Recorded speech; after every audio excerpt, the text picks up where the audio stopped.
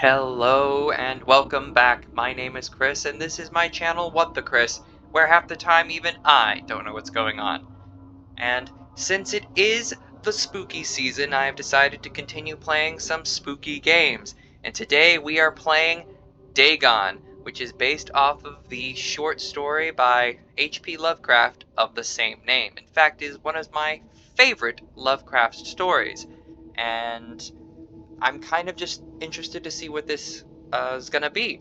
So let's just get right to it.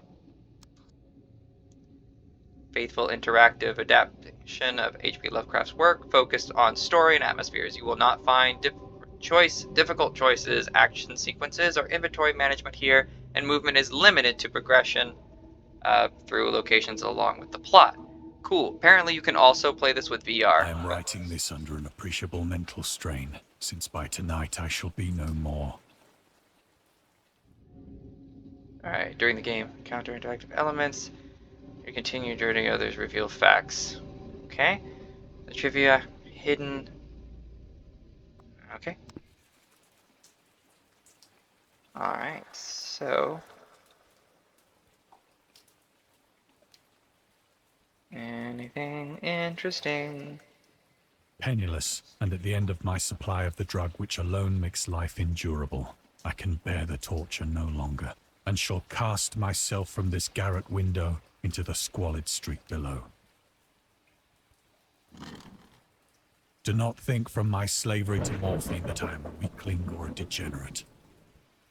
When you have read these hastily scrawled pages, you may guess, though never fully realize, why it is that I must have forgetfulness or death.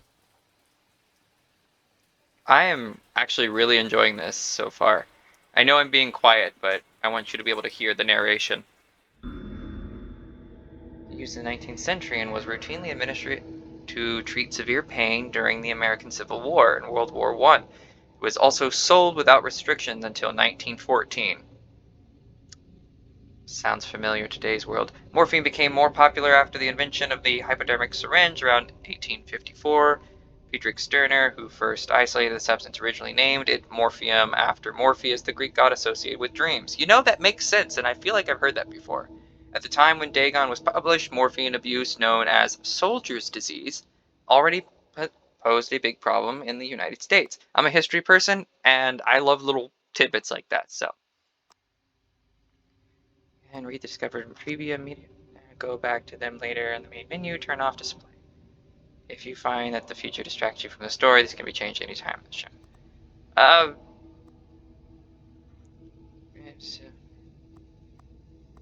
show. Since we want to really focus on the game, we're going to do this. I might go back and...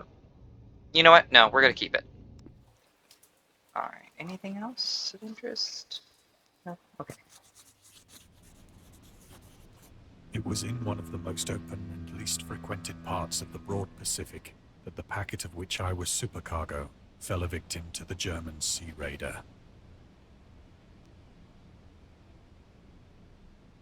I'm an explorative person. I am not a completionist, and I have to find everything. I'm more story-based, but, you know, just in case.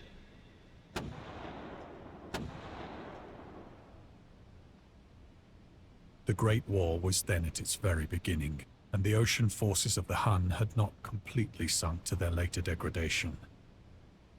So that our vessel was made a legitimate prize, whilst we of her crew were treated with all the fairness and consideration due us as naval prisoners.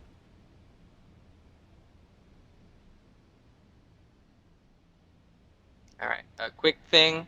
This is not that German-type flag. This is World War I time period, so keep that in mind. Huns were Central Asian nomads who established a dominion in Europe and invaded the Roman Empire in the 5th century AD. They were known as brutal, deadly warriors and mastered quick raids. You know how the Huns are for World War I. British used the word Hun as a synonym for Germans in order to emphasize their brutality. However, the term originated when the German Emperor Wilhelm II gave a speech to his troops on 27th July 1900 before they embarked to China. Should you encounter the enemy, he will be defeated. No quarter shall be given. Prisoners will not be taken. Whoever falls into your hands is forfeited. a name for themselves, one that even today makes them seem mighty in history and legend. May the name German be affirmed by you in such a way in China that no Chinese will ever again dare to look cross-eyed at a German. The refusal to take prisoners was a clear breach of the laws and customs of war adopted during the First Hague Convention of 1899. Wow, I didn't realize that went all the way back to that point, but cool. Also had no idea that's where the term Huns came from in relation to the Germans, so now we know.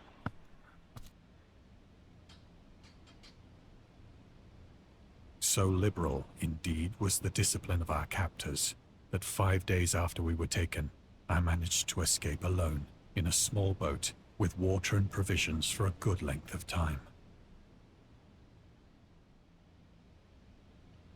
Yeah, it's been a while since I've read the book, or the story rather, and so I completely forgot that he was actually captured by the Huns. So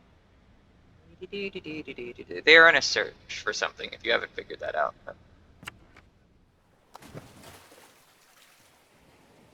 When I finally found myself adrift and free, I had but little idea of my surroundings. Never a competent navigator, I could only guess vaguely by the sun and stars that I was somewhat south of the equator. Of the longitude, I knew nothing, and no island or coastline was in sight. Alright,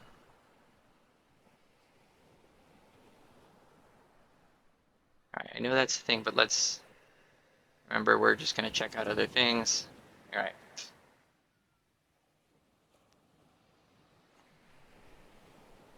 The weather kept fair, and for uncounted days I drifted aimlessly beneath the scorching sun, waiting either for some passing ship or to be cast on the shores of some habitable land. Okay.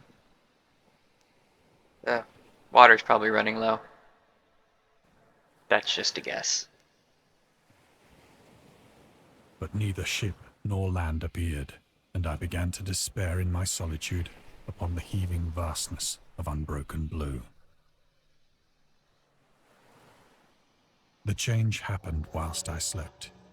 Its details I shall never know, for my slumber, though troubled and dream-infested, was continuous.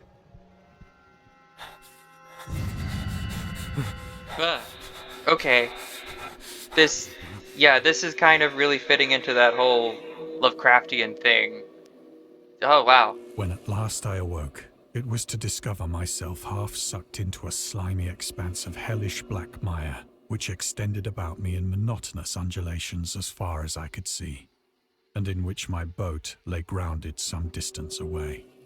Though one might well imagine that my first sensation would be of wonder at so prodigious and unexpected a transformation of scenery, I was in reality more horrified than astonished. For there was in the air, and in the rotting soil, a sinister quality which chilled me to the very core. The region was putrid with the carcasses of decaying fish, and of other less describable things which I saw protruding from the nasty mud of the unending plain. Perhaps I should not hope to convey in mere words the unutterable hideousness that can dwell in absolute silence and barren immensity. There was nothing within hearing, and nothing in sight, save a vast reach of black slime. Yet the very completeness of the stillness and the homogeneity of the landscape oppressed me with a nauseating fear. The sun was blazing down from a sky which seemed to me almost black in its cloudless cruelty, as though reflecting the inky marsh beneath my feet. So far, this is really, really good. I'm enjoying this thoroughly. Oh, that's disgusting. As I crawled into the stranded boat, I realized that only one theory could explain my position. Through some unprecedented volcanic upheaval, a portion of the ocean floor must have been thrown to the surface, exposing regions for which innumerable millions of years had lain hidden under unfathomable watery depths. So great was the extent of the new land which had risen beneath me that I could not detect the faintest noise of the surging ocean, straining my ears as I might. Nor were there any seafowl to prey upon the dead things. Well, this is really cool. I am loving this so far, but I think we're going to end it here, and I hope you're enjoying it like I am too. I'm really excited to get back to this. Um, so I hope you will join me again. Remember, if you're enjoying this in any way, please like, subscribe, something, interact. Let me know how you're enjoying this as well. And yeah, I hope to see you again soon. Bye.